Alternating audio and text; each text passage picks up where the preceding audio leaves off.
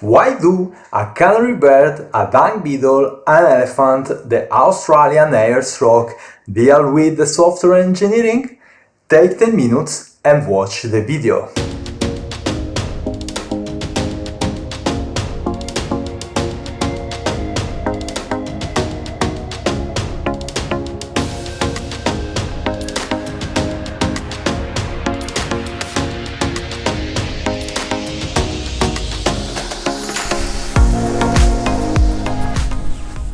The port of Leghorn is one of the busiest in Italy. Every year, 34 million tons of materials stocked into 390,000 of containers arrive and depart from here.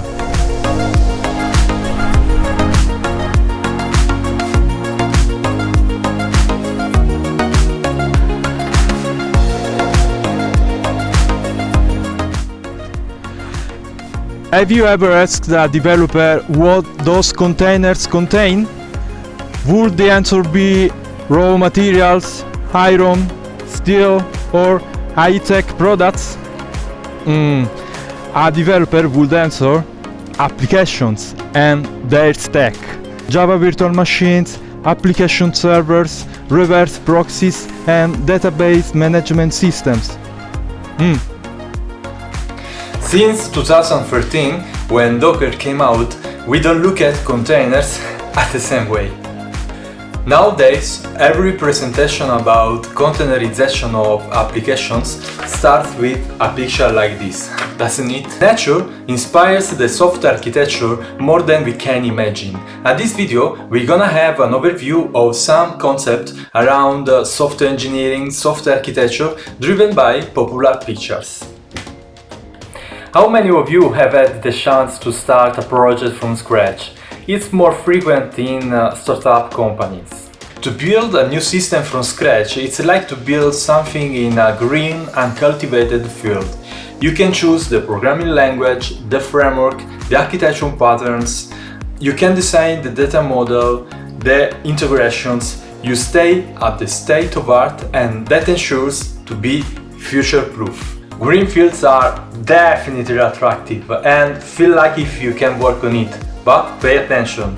You might be in a greenfield in the nowhere land. You will have to take a lot of decisions, develop your brand new libraries and utilities, design the user interface. There are no existing paths. Anyway, I wish you could work many times in greenfields.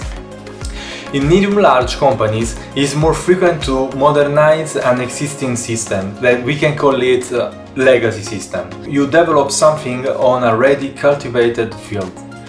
You might develop new modules, new business functions, or boosting the performances of the legacy platform, or increasing the quality, or applying a technology porting.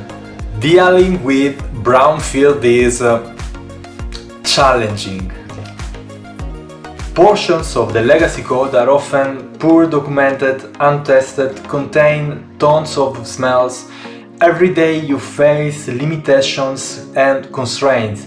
You can take decisions with high flexibility and you have to accept a lot of trade-offs. The major problem with brownfield is that the brown is sometimes the color of a giant ball of mud. The term became very popular in 1999 when Brian Foote and Joseph Yoder wrote this in a paper. A big ball of mud is a spaghetti code jungle.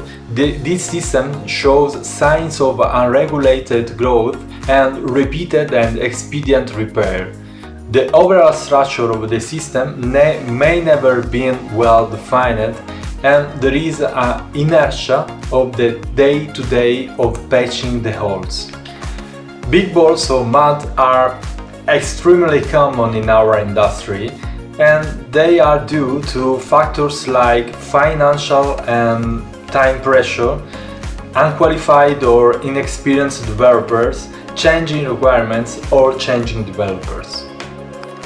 Usually, the definition of the big ball of mud provided by Brian Foote and Joseph Yoder coincides with the monolith platform. My favorite image for the monolith is the Ayers Rock, which is an icon of Australia. No one knows how it was formed, climbing it is really dangerous, warning signs are there to inform about the dangers.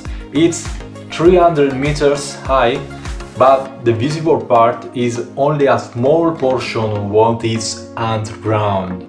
Does it sound familiar? However, the quality monolith equals to a big ball of mud is not always true. Monolith is sometimes, in some contexts, an architectural option which comes up with some benefits. This is a typical schema of a modular monolith. The boundaries isolate the business features each other, decoupling the components. The database is still one, but the modules own their set of tables and the interactions between the modules are performed via synchronous calls or better via asynchronous events, a way to introduce a message broker for which the monolith is sender and receiver at the same time. Unfortunately, with modular monolith you can't avoid a tight coupling in releasing. To achieve that, you should embrace the microservice pattern. If the Australian Ayers Rock is the most used picture for monolith, the honeycomb is the same for the microservice-based architecture. You can find it in many book covers around the topic. Here we have an excerpt of this book. In the real world, bees build a honeycomb by aligning hexagonal walk cells. They start small, using different materials to build the cells. Constructions is based on what is available at the time of building. Repetitive cells form a pattern and result in a strong fabric structure. Each cell in the honeycomb is independent but also integrated with other cells. By adding new cells, the honeycomb grows organically to a big solid structure.